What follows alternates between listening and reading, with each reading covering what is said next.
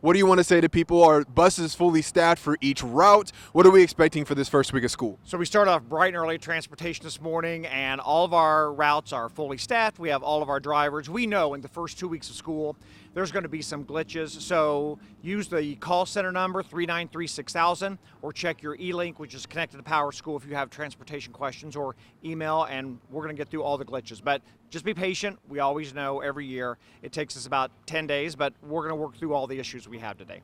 Some recent reports came out reporting that third graders are experiencing a higher rate of proficient reading. What have we learned over the past year, and how do you plan to keep that success up? Sure. Well, what we've learned is what we did with graduation rates, which are also the highest in 20 years. We work student by student. So once a month, principals, our academic team, we sit down and we go student by student through their data, their attendance, their reading data, and for seniors, their graduation data, their credits, and it's making a difference. All right, and so same question with staffing for teachers. Are there positions we're still looking to fill, or how are we doing with staffing teachers in the classroom?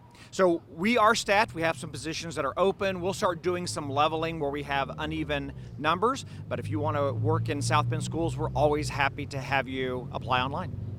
Right, and so as far as the empowerment zones go, there are some students returning to school who are back under South Bend school management. What do you have to say to the parents and the kids for their first day of school as they get ready and adjust during the school year? Sure, well, we are thrilled with the empowerment zone, and it was our first academic intervention. And so to Dr. Lewis and the zone board who managed that, and we saw great improvement, we're grateful. And so we are looking forward to them all being back together today, and I think transportation is going well, and so our fingers are crossed for a really great first day.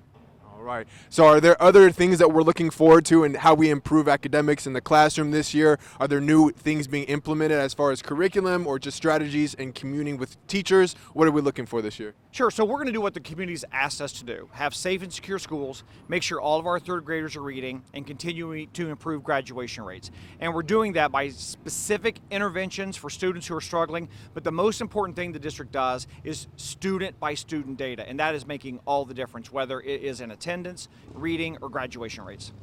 So this is not the first time. So the district has been community eligible since before COVID. And a few of those years, our board decided they were going to pay for that out of the general fund. And so this is a continuation of us feeding our students free breakfast and lunch. And so I am thrilled that we were approved once again for the application, and that all of our students eat free breakfast and lunch every day. We are up to nearly 8 million meals since the beginning of COVID that we have been able to provide for our students. And so I'm trying to get some specifics for the bus routes again, right?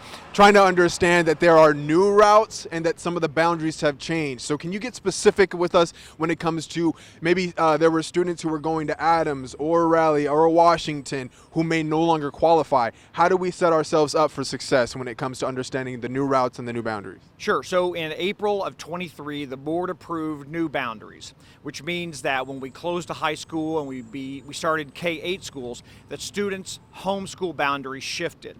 And so if you are in your homeschool boundary, you will get transportation. But if you choose to go to a school that's not in your home boundary, then your parents have to transport you. Okay, and there are also no more shuttles, right? So there used to be shuttles from like Riley to Adams, so those are all being cut out and those students are being direct routed. Is there a reason for the elimination? Was that CTE? Shuttles were CTE, weren't they? Okay, all right, I can fix that. Okay, yeah. You go ahead and speak to that. Okay, so the shuttles were CTE routes, and so now what we're doing is we're direct routing our students to their first CTE classes of the day. Now, let me do that part again. So the shuttles were CTE routes, and so what we've done now is we've direct routed students from either their home or their building to their CTE class. Okay.